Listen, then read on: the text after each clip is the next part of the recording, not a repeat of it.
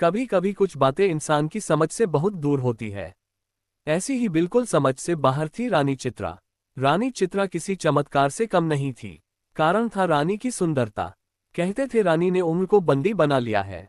रानी 100 वर्ष की हो गई थी लेकिन अभी भी 25 वर्ष की भांति जवान और खूबसूरत थी। विश्वास के परे था इसलिए तो लोग चमत्कार कहते थे।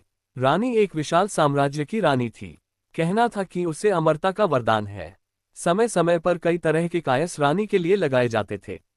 मानना था कि रानी के पास ऐसी कोई शक्ति है जिससे वो अभी तक युवा अवस्था में ही है। रहस्यमयी होने के कारण रानी का सम्मान और उससे डरना स्वाभाविक था। रानी की आभा देखते ही बनती थी। भरी सभा में जब वो आती थी तब उसकी सुंदरता को देख लोग आश्चर्य से भर जाते थे। एक विशाल सिंहासन पर वो बैठती थी और स्वर्ण जड़ित वस्त्र, रानी के जुड़े में विशेष गुलाब होते थे। लोगों का मानना था कि वो गुलाब भी नहीं मुरझाते हैं। रानी सुंदर थी और ऊपर से हमेशा जवान रहने वाली रानी कौन नहीं चाहेगा, इसलिए रानी पर मोहित होने वाले राजकुमारों की कोई कमी नहीं होती थी। लेकिन रानी के ये रहस्य ही नहीं बल्कि एक रहस्य और था कि अब तक रानी कई बार विवाह कर चुकी है। लेकिन रानी के विवाह ज्यादा नहीं टिकते। पहली रात के बाद ही रानी जिससे भी विवाह करती वो फिर नजर नहीं आता। एक रहस्य से भरी रानी। और रानी की इतनी रहस्यमयी बातें पता होने के बाद भी पता होने के बाद भी रानी के ऊपर मिटने वालों की कमी नहीं थी। एक अजीब सम्मोहन था जो सबको उसकी ओर खींचता था। जिज्ञासावश ही कई रानी का होना चाहता थे कि आखिर रानी के पास ऐसा क्या है जिससे वो 100 वर्षों बाद भी अभी तक जो की त्यों बनी हुई। पड़ोसी राज्य का एक युवा राजकुमार अब रानी पर मोहित हो गया।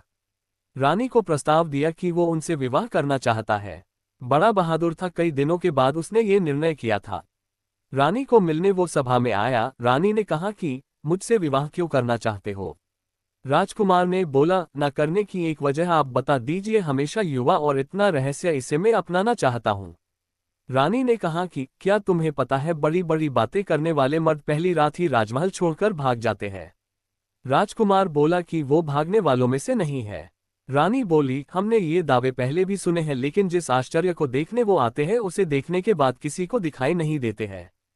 कई दिनों तक रानी ने उसे समझाने की कोशिश की लेकिन राजकुमार अड़िग रहा। रानी ने कहा कि हमने तुम्हें बहुत समझा दिया, अब तुम्हारे साथ जो भी होगा उसके लिए तुम स्वयं जिम्मेदार होंगे। रानी का विवाह एक बार फिर होना तय हुआ। राज्य में फिर से चर्चा का विषय बन गया। सभी लोगों का मानना था कि पिछलों की तरह ये राजकुमार भी एक रात के बाद अदृश्य हो जाएगा। रानी के चेहरे पर एक अभिमान वाली मुस्कान थी। सारे राज्य को सजाया गया और रानी का विवाह उस राजकुमार के साथ संपन्न हुआ। बस अब था उस रात का समय जिस रात में कई रहस्य है, जिस रात के बाद रानी के कोई राजकुमार फिर दिखाई नहीं देता था। रानी और राजकुमार की सुहागरात के लिए रानी का कक्ष विशेष रूप से सजाया गया। राजकुमार रानी के कक्ष में आया।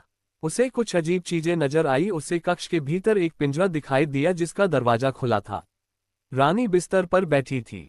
राजकुमार पहले से ही सतर्क था। उसे पता था कि रानी के कक्ष में कुछ भी हो सकता है, इसलिए उसे जागे रहना है। रानी ने कहा, क्यों इतने भयभीत क्यों हो, आज हमारी सुहागरात है। रानी खड़ी होकर राजकुमार के पास आ गई। रानी उसे पिंजरे के मुंह के पास ले आई। रानी ने अब राजकुमार की आंखों में देखना शुरू किया। राजकुमार रानी की सुंदरता पर मोहित हो गया, उसकी बड़ी बड़ी आंखों में खो गया। राजकुमार ने रानी के बाल खोलना चाहे उसके जुड़े को हाथ लगाया और उसमें लगे गुलाब के फूलों को निकालना चाहा। रानी डर गई और तुरंत ही राजकुमार का हाथ पकड़ लिया। रानी को डरते देख राजकुमार रुका, फिर सोचा हो ना हो इसमें ही कुछ राज है। उसे पता चल गया था कि इन फूलों में कुछ रहस्य है। रानी के मना करने पर वो उस समय रुक गया, लेकिन उसके मन में यही था कि अब उसे इन फूलों को निकालना है। राजकुमार ने रानी को थोड़ी देर सहलाया, फिर एकदम से उसके गुलाब को जुड़े से निकाल दिया। रानी जोर से चिल्लाई, कहा था उसे मत छूना। एक गुलाब निकलते ही रानी कुछ वर्ष अधिक आयु की हो गई। रानी अब गुस्से से लाल हो गई। राजकुमार बोला, अच्छा तो यह है तुम्हारी आयु का रहस्य।